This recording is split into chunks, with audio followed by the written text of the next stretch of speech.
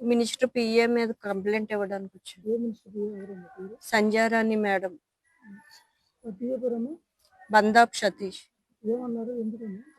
Sexual గా arrest చేస్తున్నారు, కొంతమంది టీడీపీ నాయకుల దగ్గరికి వెళ్ళమంటున్నాడు, ఫోర్స్ చేస్తున్నాడు, సెక్సువల్ గా ఇబ్బంది పెడుతున్నాడు, నా డబ్బులు తీసుకొని నన్ను కొట్టడం తిట్టడం చేస్తున్నాడు అని వచ్చాను సార్. మినిస్టర్ ఏ మినిస్టర్ అమ్మా? Sandhyarani madam sir. ఎస్పీ గారికి అక్కడ పోలీసులు పట్టించుకోకపోతే ఇక్కడ ఎస్పీ ఆఫీస్ కి వచ్చి కంప్లైంట్ ఇచ్చాను సార్. బందాబ్ సతీష్ మీద మెయిన్ ఇచ్చాను సార్. పృథ్వీ చిన్న చిన్నవి వల్ల ఒకసారి మెసేజ్, మేడం గారు అబ్బాయి సార్, మెసేజ్ చేశాడు సార్. మా ఫ్రెండ్స్ ఇష్టపడుతున్నారు,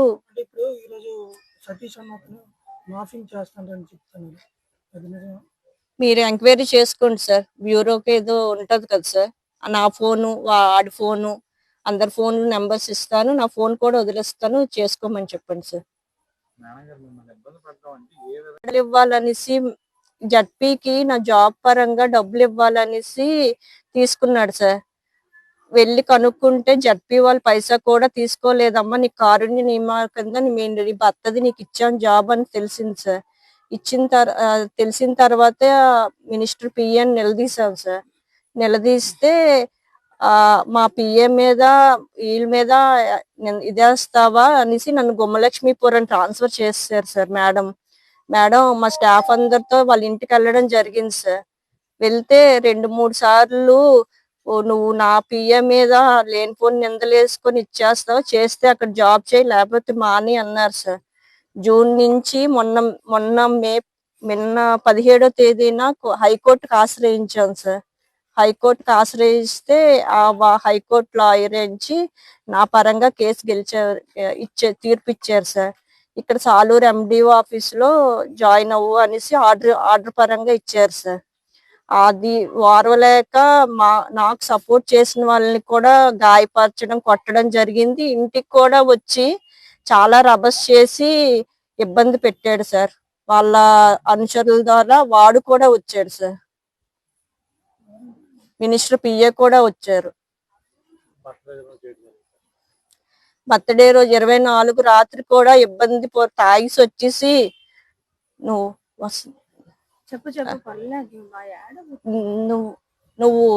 గంట వచ్చి వెళ్ళు. మీకు నిజంగా దమ్ము ధైర్యం ఉంటే నన్ను రాజకీయంగా ఎదుర్కోండి, నన్ను మీరేం మాట్లాడాలంటే మాట్లాడండి, అంతేగాని నా బిడ్డల జోలికి వస్తే మాత్రం తస్మాత్ జాగ్రత్త, ఊరుకోను.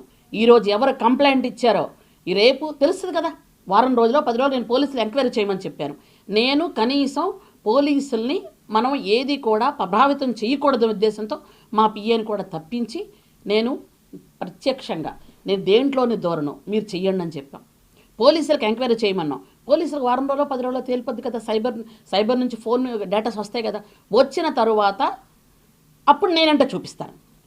ఎందుకో తెలుసా, నా మీద మీరేం అలిగేషన్ చేసినా నేను పడతాను, కానీ నా బిడ్డల మీద చేస్తే నేను పడను.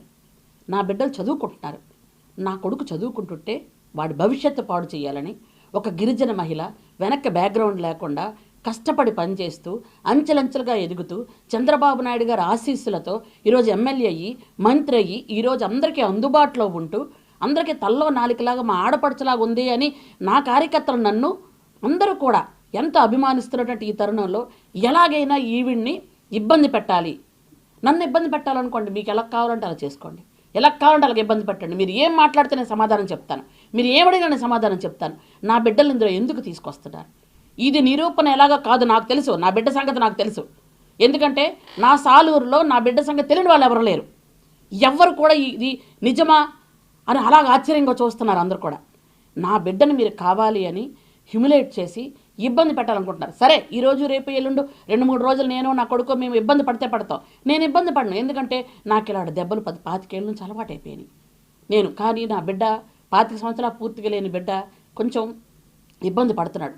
కానీ తెలుస్తుంది వారంకో 10 రోజులకో, అప్పుడు చెప్తాను నేను ఎవరు కేసు పెట్టారు, ఎవరు పెట్టించారు అన్నీ బయటకు వస్తాయి పోలీసుల ద్వారా. బయటకు వచ్చిన తర్వాత అప్పుడు చట్టం న్యాయం తన పని తను చేసుకెళ్తుంది గ్యారంటీగా.